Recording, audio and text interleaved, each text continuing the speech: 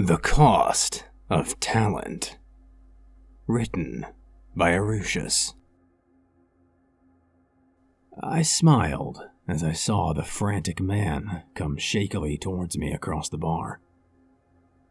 I had expected this. I had sold him precisely what he'd asked for, but not necessarily what he'd wanted. It served him right, though, I thought, as I took another sip from my drink. The man, this Mr. Seraph, had clearly been tricking people for a long time. It was high time he got a little taste of his own medicine. Seraph slammed his hands on the table, and the heads that turned quickly turned away again. This was none of their concern, and they didn't want to get involved with this wild and unstable fellow. "What did you do?" he whispered harshly. "What in the hell did you do?" "Sold you my talent," I said, taking another leisurely sip from my glass. "It was what you wanted, wasn't it?" I tried to keep the smile from my mouth as I said it, but failed miserably. It was just too funny, after all. Libras Talent had contacted me in the usual way. They had seen some of my work online. A burgeoning crime novel about a serial killer and his murder spree. Though it was coming along nicely, it was really more of a hobby than a career.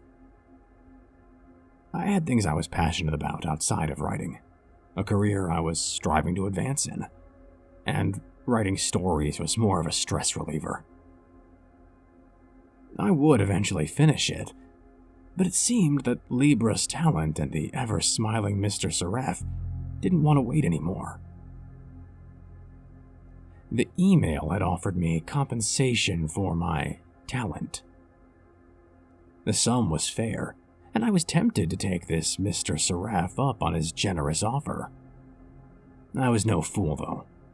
I knew enough to do research, and the research was what made me curious about this Mr. Seraph and his Libras Talent. A quick Google search showed me many positive reviews for the company, many squibs about philanthropy and charity, but very little about what they actually did. Sure, they were generous, but what did they produce with that talent? They had no books, no magazine, nothing but a simple website that proclaimed them as a talent agency, always with that word in capital. Talent. That seemed to be what they peddled in at the end of the day, and business seemed pretty good. Good enough to travel from town to town and find people willing to sell their talent, only to disappear in the night again once their business was done. I'd learned that little fact on a small subreddit, and that was also where I had met a stranger who had information that turned out to be very important. He called himself Fallen Libras, and he had many things to say about Libras Talent and Mr. Seraph. He claimed that Mr. Seraph had bought his talent, and when it was sold, he had lost his ability to write. It had taken him months to be able to write more than simple emails. His story, his ideas, his talent, they had all been sold to someone else. That someone had used them to expand his small fortune and left Fallen Libras with a small check and a sense of emptiness that no money could take away. That had given me an idea I had set into motion with my return email. I had arrived at Libras Talent and was greeted by a stark waiting room and a smiling woman whose eyes were just a little too bright as she told me to go ahead to the back. "Mr. Seraph is waiting for you." I had smiled at that.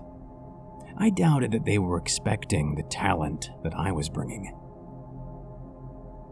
Mr. Seraph was at his desk. His smile was wide and bright enough to fall into. I was honestly surprised that his head didn't simply separate in the middle and slide off.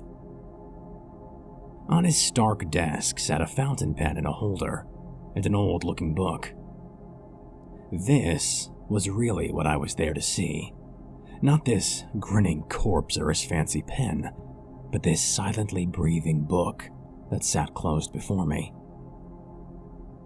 "Mr. Griggs," Mr. Seraph said, his predatory eyes following me as I took a seat.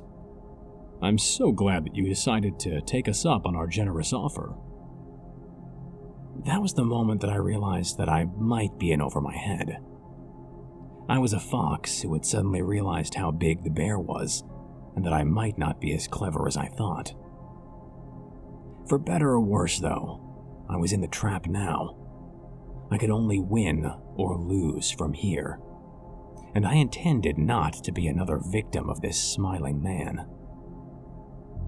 "I assume you've looked over our offer?" he asked, those eyes still intent on me. "Sounds a little too good to be true," I said, feigning disbelief. "Well, that's the benefit of working with a company like ours," Mr. Seraph said silkily. I asked him about what he wanted, what he meant by talent exactly, and Mr. Seraph assured me that it was all quite common. "We buy the talents of those who may not be utilizing them to their fullest.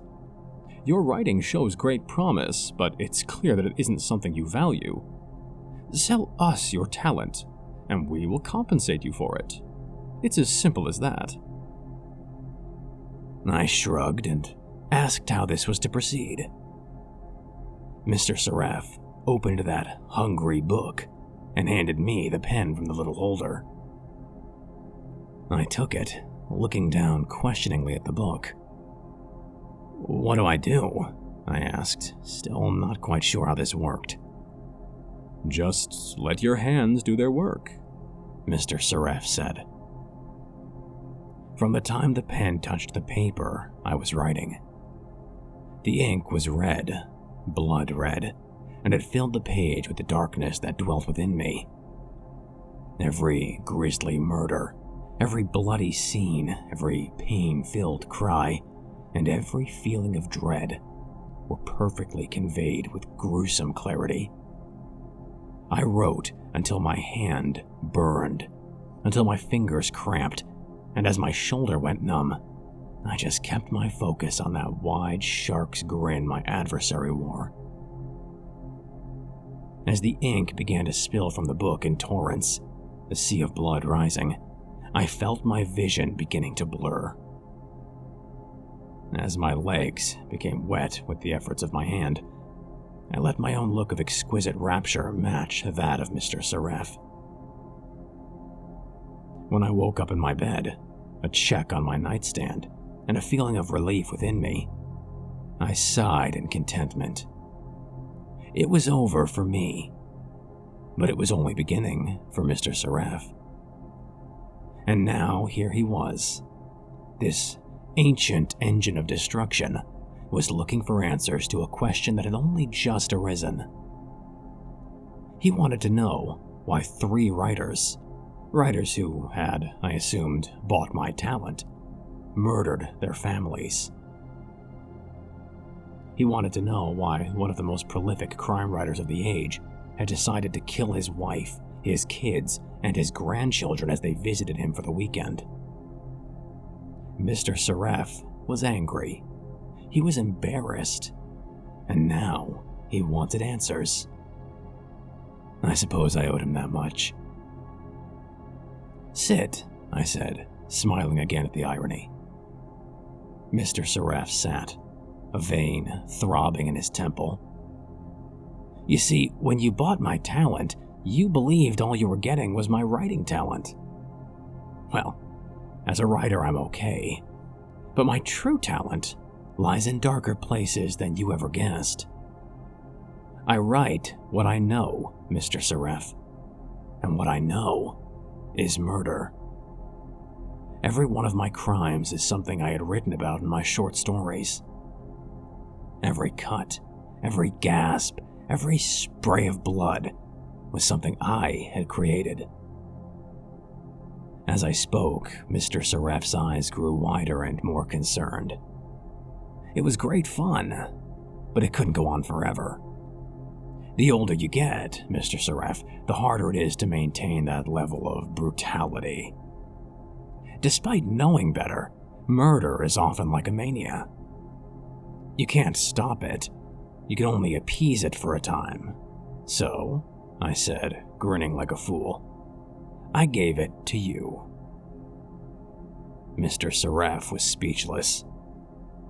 Have you any idea what you've done? I sipped at my drink and fixed him with a decidedly toothy grin. Beaten you, at your own game, and gotten myself a reprieve from something that would likely have landed me in prison. A real win-win for me. For just a moment, I saw what lay beneath the surface. A flash, the barest glimpse, but it was enough to let me see the blistery old devil who lay below the flesh mask. Mr. Sereff had lost his cool for a fraction of a second, and I realized I had won a victory over more than just some dusty old warlock or talented spook. I had beaten a creature who'd been young when my grandsire was first pulling itself from the primordial ooze. Well played, Mr. Griggs, Mr. Sereff said, rising to leave. I'm sure this won't be our last encounter. As he left, I finished off my beer in triumph. I certainly hoped not.